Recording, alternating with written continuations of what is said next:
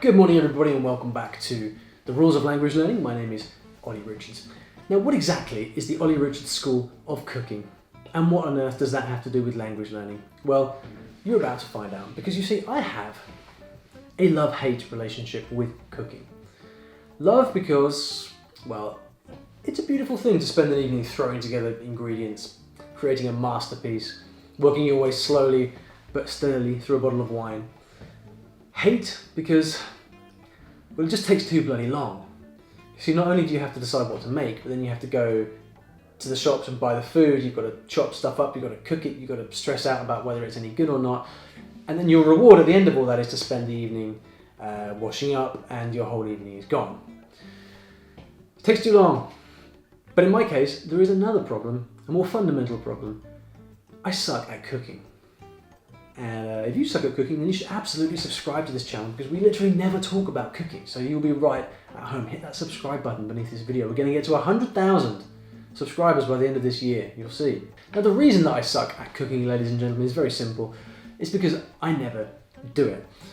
That's right. I spend every day dreaming up ways of avoiding going anywhere near a frying pan, and then every 6 months or so the inspiration strikes and I head into the kitchen to create my masterpiece. And when I do try a bit of cooking, well, that's when I remember exactly why cooking is a lot like language learning. Hear me out, hear me out. Here's what happens.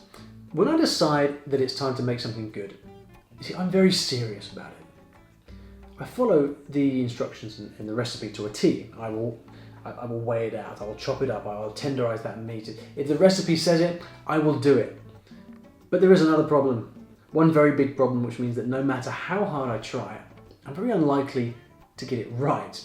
Or at the very least, while the timings go out the window, that 30-minute prep time takes about 4.5 hours, and I end up getting stressed out of my tree in the kitchen, end up looking like an absolute bomb site. And the problem is simply that I never cook. And because I cook so rarely, it doesn't matter how hard I try. It doesn't matter how closely I follow that recipe, how much I concentrate. I just don't have the basic cooking skills to pull it off. Now think how different that picture looks if it's a regular cook making that recipe instead of me. This regular cook is so used to prepping food, measuring things out, having 4 pans on the go at the same time, that they don't even have to look at the recipe as they cook. They just use the recipe as a guide. If you tell me to measure out half a cup of something, I can't just measure out half the cup. I've got to turn the kitchen upside down to find the cup measurer. It takes me half an hour. The regular cook, on the other hand, doesn't even need that measurer. They can just do it by sight in a few seconds. If you tell me to blitz something in the blender, I've got to go and remember how to put the blender together in the first place before I can even think about blitzing anything. But the regular cook can do that stuff in their sleep.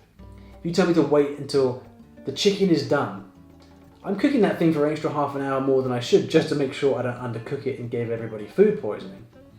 While the regular cook not only knows exactly when the chicken is done, but will actually ignore the cooking instructions and just cook the chicken the way that they know that they like it.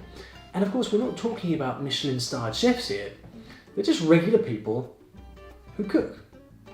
No genius required. You just have to show up every day and do your best.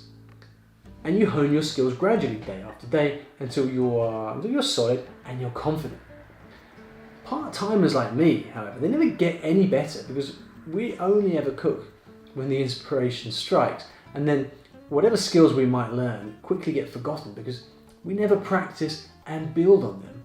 If I wanted to turn into a good cook, not a pro, but someone who could just cook great stuff every day in no time at all, well, what would I have to do? Would I have to attend an expensive cooking school? No. I just have to start cooking, doing it a little bit every day. At first, it would be a mess, for sure. But after 6 months of daily cooking, I'd be able to cook up something half decent and not get completely stressed out about it. And it strikes me that that right there is pretty much what most of us want from our languages. You don't care about being a master linguist or a professional translator. You just want the linguistic equivalent of a nice, tasty, home-cooked dinner that you can rustle up in half an hour while enjoying the company of your guests. Which is to say that all you want is to enjoy a conversation with a friend in another language without getting stressed, worrying about making mistakes or turning it into any sort of big deal. If you could do that, you'd be happy, right? And if this is what you want, then the first thing is to steer well clear of the Olly Richards School of Cooking. You know, where you never study your languages during the week because, I don't know, stuff just comes up.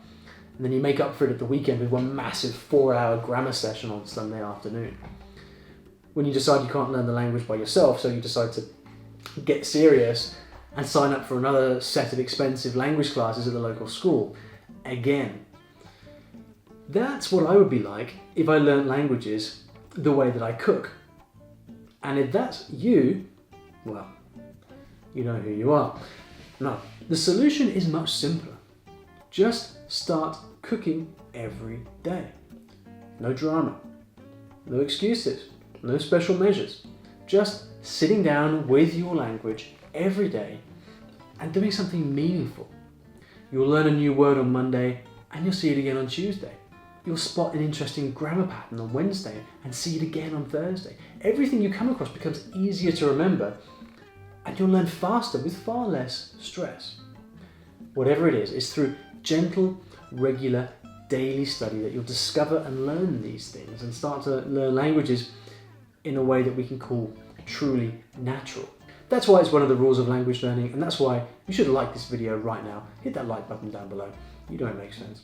So whatever else you decide to do in your quest for fluency in your foreign language, just make sure to do something with your languages every day, however small. Thanks for checking out the video. I hope you enjoyed it, and if you did enjoy it and you'd like me to continue this series of the rules of language learning, then you can let me know by liking this video. Also, if you'd like to be notified when I upload new videos every week, then you can subscribe to the channel using the big red button below, and the videos will pop right up in your news feed.